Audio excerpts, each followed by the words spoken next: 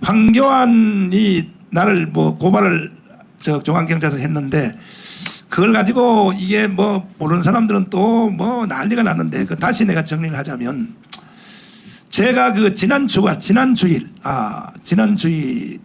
아니죠. 맞아. 지난주일 날 그 황교안이가 당 대표할 때에 대표를 할 때에 그 당시에 최고위원으로 있었던 몇몇 사람한테 제가 그 제보를 받았어요. 제보를. 그것도 뭐 제보를 이제 전화로 받은 것도 아니고 실제로 나한테 찾아와서 왜 오늘 그 국민의힘 정당이 이렇게 무너졌느냐. 이건 황교안이가 책임져야 된다. 그 최고위원 출신이 그 당시에 황교안과 최고위원을 그래서 왜 그러냐 했더니 황교안이가 이게 정치를 원체 모르는 사람이 검사하던 사람이 이게 정치로 와가지고 이게 감을 못 잡는다는 거야. 그러니까 최고위원 이 회의하는 것도 이거 보면 제대로 못 한다는 거야. 그런데 이제 그 선거철이 가까워지니까 공천심사위원장 그걸 이제 그게 제일 중요하거든요.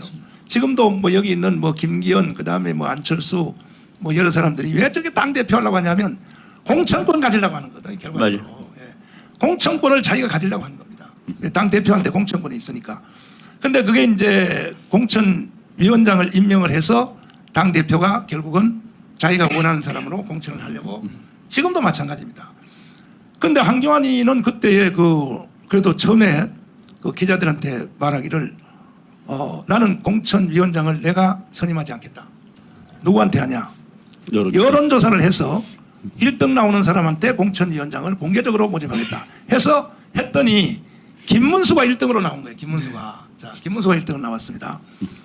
어제도 내가 김문수 지사님하고 통화를 했는데 그때 김문수 지사님이 1등으로 나온 것이 사실이었었고 그런데 이제 황교안이가 김문수가 1등으로 나온 것을 그대로 임명을 해야 될 거 아닙니까? 그런데 그때부터 불법으로 뭘 하느냐면 김영호를 임명을 하려고 계속 이 회의를 파행적으로 해가는 거야. 그러니까 거기 있었던 최고위원들이 거의 다가 그 황교안 빼고 나머지 다가 강력하게 항의를 하기를 어떻게 이렇게 할 수 있냐고 막 반발이 일어나고 하니까 또 회의를 중지시키고 또 그 다음날 회의로 또 넘기고 그 다음날 와서는 뭐 일단은 뭐 김영호 쪽으로 한번 새로 검토해 보는 걸로 하자. 이런 식으로 자꾸 회의를 진행을 했는데 저한테 제보한 그분의 말에 의하면은 그 자체가 다 불법이라는 거예요. 그것이. 지금까지도 그 불법이라는 거예요. 그것이. 예? 그 황교안이가 그렇게 불법으로 했다는 거야. 그래서 결국은 김문수를 취소하고 김영호로 임명을 하는데 그러면 왜 김영호를 공천심사위원장으로 임명을 했느냐? 그 다음에 뒤에 이제 더 무서운 얘기가 있습니다. 김영호가 공천을 한 사람들 주로 이제 나머지도 다 공천위원장들이 다 하지만은 주로 이제 경상남도, 부산 이쪽에 그 공천한 사람들 중에 그 황교안의 부인한테 그에게 돈을 갖다 줬다. 내가 그때 듣기로 50억 가까이 갖다 줬다. 하는 것을 누가 말을 하느냐. 그때 돈을 갖다 준 사람이 지금 공공연하게 말을 하고 돌아다닌다. 하는 제보를 저한테 하게 된 거예요. 그 최고위원 중에 한 분이. 그래서 내가 그것을 이거는 아니다라고 춘천에 가서 내가 그 연설할 때 강력하게 내가 황교안에 대해서 책망을 한 겁니다. 왜냐하면은 내가 너무 분한 것은 뭐냐면은 나는 그때 황교안이가 당 대표할 때 황교안을 믿고 정말로 황교안을 통해서 이 나라를 바로 세우고 특별히 문재인 정권 이 주사파 정권들을 어떻게 하든지 이걸 다 바로 세우려고 황교안을 위해서 제가 최선을 다했습니다. 사실은 최선을 다했는데 그렇다면은 우리 광화문 운동하는 사람들이나 애국 운동하는 사람들이나 우파 국민들을 생각해서라도 아니 그 황교안이가 그 공천위원장을 김영호로 임명하는 바람에 사실 망했거든요 그때. 그래서 사실은 4.15 총선이 그 완전히 그냥 그 벽석 간 넘었잖아요. 참혹하게 됐잖아요. 이게 황교안이가 책임을 져야 되는 거예요 이것은. 그때 공천위원장 하나 잘못 임명하는 것 때문에 나라가 망했다고 나라가. 그러면 그렇게 되면은 황교안이가 그 정도의 그 시대적인 사고를 일으켰으면은 좀 자숙을 하고 그리고 4.15 총선에서 졌으면 좀 국민들 앞에 죄송한 마음을 가지고 이제는 그 당 대표는 나오지 말고 당 대표보다 더 큰 일 뭐냐 당 대표를 바로 세우는 일에 좀 어른스럽게 그래도 총리 권한 대행 대통령 권한 대행까지 한 사람이 좀 어른스럽게 말이야 정말로 당 대표도 한번 해봤으니까 또 해가지고 나라를 망쳐놨으니까 좀 그런 회개하는 마음을 가지고 좀 바깥에서 이렇게 좀 고문 정도의 역할을 해서 그래서 다시 한번 그 실적을 인정을 받은 뒤에 그 다음에 가서 뭐 당대표, 이 당대표 오래 못 가거든요. 당대표 내가 예언합니다. 저 1년도 못 갑니다. 저. 이번에 당대표 뽑힌 사람도 아마 선거 전에 바뀔 가능성도 많습니다. 왜냐하면 이게요. 이분들도 보면 정신들이 나갔어요. 그러니까 아마 이분들의 당 새로 뽑히는 당대표를 가지고 총선에 끝까지 갈까? 난 좀 의심을 가지고 있습니다. 그 전에 바뀔 가능성도 많습니다. 왜냐하면 윤석열 대통령이 이렇게 보고 저 사람 가지고는 저 총선에서 이길 수 없겠다. 그러면 언제든지 바뀌는 거거든요. 저 최고위원들 다 사표 내버리면 그날로 끝나는 거니까. 그래서 뭐 당대표 하는 거 뭐 울산의 김기현 뭐 땅 투기한 걸 그걸 가지고 말이야 막 공격을 하고 말이야 뭐 검찰에다 뭐 고발해야 된다는 뭐 이런 말도 비슷한 말도 하는 것 같고 뭐 이런 걸 보니까 도대체 저 황교안 인간이 저게 한국 교회와 또 교회마다 다니며 간증을 하면서 눈물을 흘리면서 막 이게 뭐라 그러냐 나는 황교안이가 옛날 황교안이가 아닙니다 죽었다가 다시 살았습니다 이 교인들을 이렇게 속여먹는단 말이에요 또 그다음에 또 여기 정치로 다시 나오는 그 주제가 뭐냐면 부정선거 투개표 조작 이걸 가지고 이제 하는데 나는 솔직히 황교안 대표가 전 대표가 부정선거를 자기가 나는 안 믿는다고 생각해요. 나는. 왜 그러냐 그때 4.15 총선이 일어났을 때 만약에 부정선거에 대해서 정말 의혹이 있었으면 자기 선거구 종로구부터 재검표하자고 나와야 될 거 아닙니까? 그렇죠. 그것도 싸워요. 2년 동안 도망가 있다가 가만히 있다가 그래. 그리고 오히려 기자들한테 왜 저 부정선거가 일어났는데 왜 가만히 있느냐 그리고 특별히 그 공병호 박사가 부정선거에 대해서 제일 그 강력하게 지금도 그렇게 주장하고 있을 때 황교안이가 그때 뭐라 그러냐 부정선거 없었다고 말했단 말이야. 그래가지고 2년 동안 도망가 있다가 다시 정치 무대로 나올 수 있는 통로가 없으니까 가만히 보니까 이제 부정선거 의혹을 갖는 사람들이 숫자가 많으니까 이 줄을 붙잡고 여기 다시 나왔단 말이야. 그러면 지금이라도 정말 난 과거에는 부정선거 없다고 생각했는데 내가 당대표 했을 때 4.15 총선할 때는 없다고 생각했는데 이제 내가 생각해 보니까 내 생각이 잘못된 것 같다. 그 진실이라면 아니 지금도 부정선거를 가지고 투쟁을 해야지. 그게 말이지 선거하려고 오히려 당 대표하려고 대통령 후보하려고 언론에 와서나 떠들지. 자기가 변호사 자격증이 있으니까 정광훈 목사는 이렇게 고발을 잘하면서 말이야.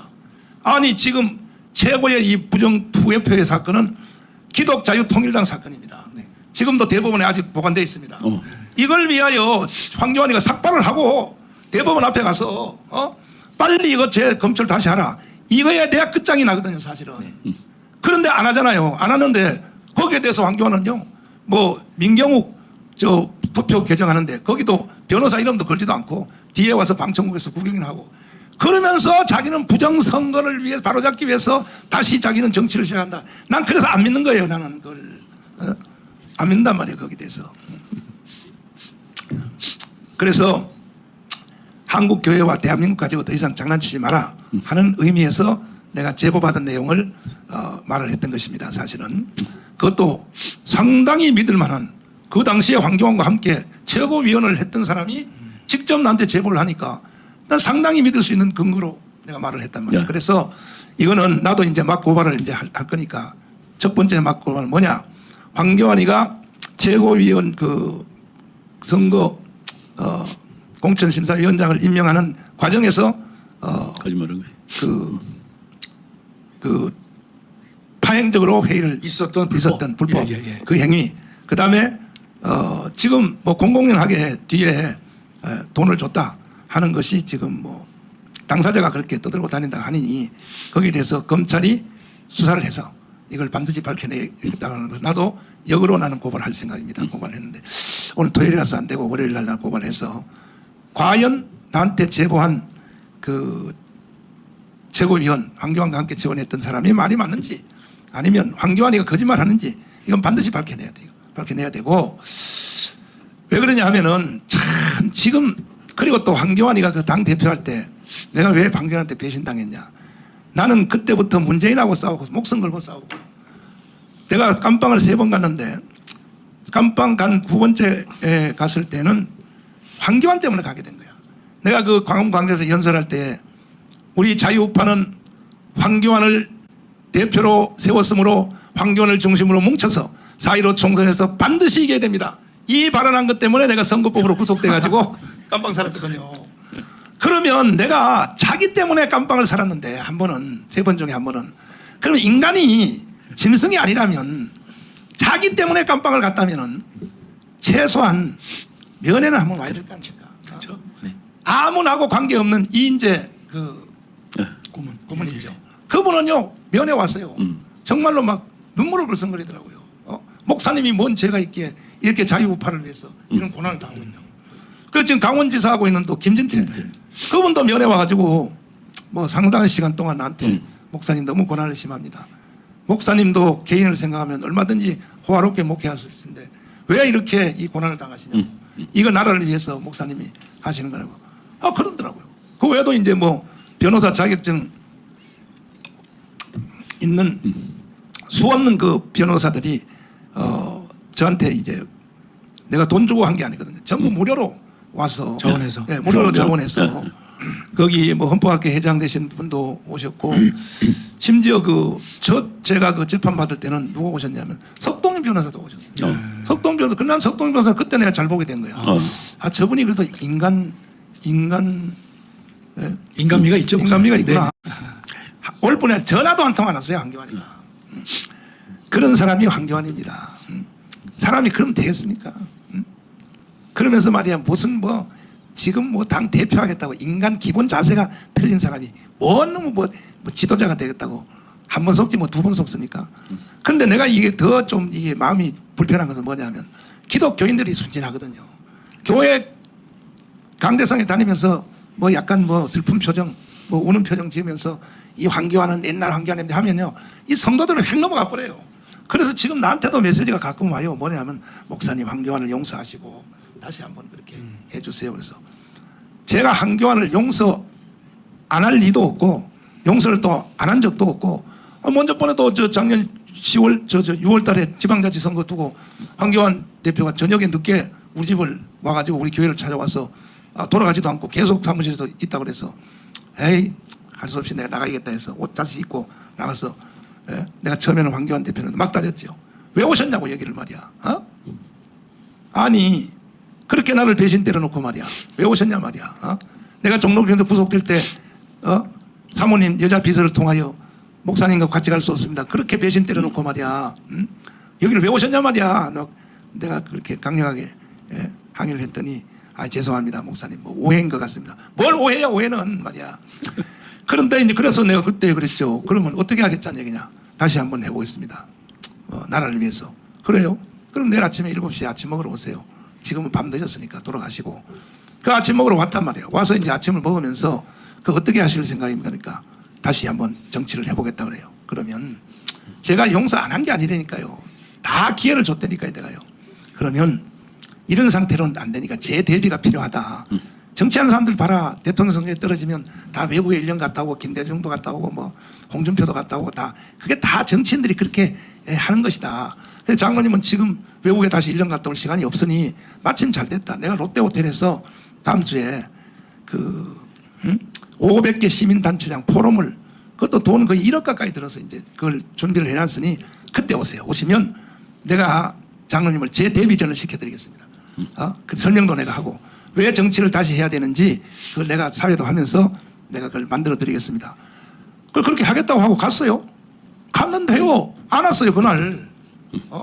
왜 안 왔느냐 나중에 알아보니까 안희안, 심하보 이 사람들이 또 광주에 있는 박영우 이 사람들이 가지 말으라고 거기에. 자 그래서 이제 안 온 것으로 확인이 됐어요. 그러면 대통령이 돼가지고 그런 판단력 하나가 안 서는 사람이 무슨 당 대표를 또 하겠다고, 아니 누구 말을 들어야 되느냐, 아니 이걸 자기의 개인적으로 더하기 빼기도 할 줄 모르는 사람이야. 정광훈 목사가 제안한 대로 거기 와서 만약 그때 연설하고 했으면 황교안이가 이번에 당 대표 여기 나와서 아마 1, 2등 갈 겁니다. 1, 2등. 내가 그때 다시 밀기 시작했으면. 그런데 그런 판단이 안 서는 거야. 심화보 말을 들어야 되는지, 방류의 박영호 말을 들어야 되는지, 이런 판단도 안 서는 사람들이 무슨 뭐 당 대표 지도자를 하겠다. 그래서 제가 더 이상 대한민국, 불쌍한 대한민국 국민들 붙잡고 장난치지 말라는 거예요.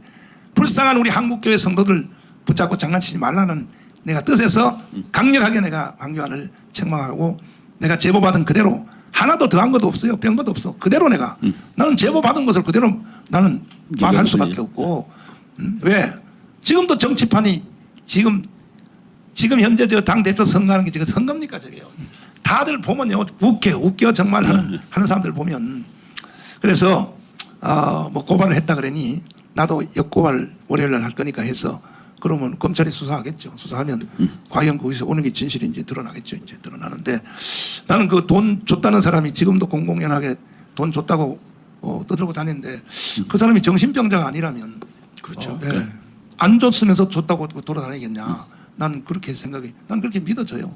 그 다음에 또 특별히 나한테 제보한 그 당시에 최고위원 했던 사람들의 말을 난 믿어지더라고. 그것이 믿어져서 지금도 그렇게 믿고 있는데, 그래 이제 뭐 이제 나중에 가면 이제 밝혀질 것이고. 그래서 오늘 이 지금 여기 댓글에 보니까 뭐 선거가 막 선거 때문에 지금 뭐 와 난리들인데, 이런 것들을 참조해서 여러분들이 선거를 해야 되는 겁니다.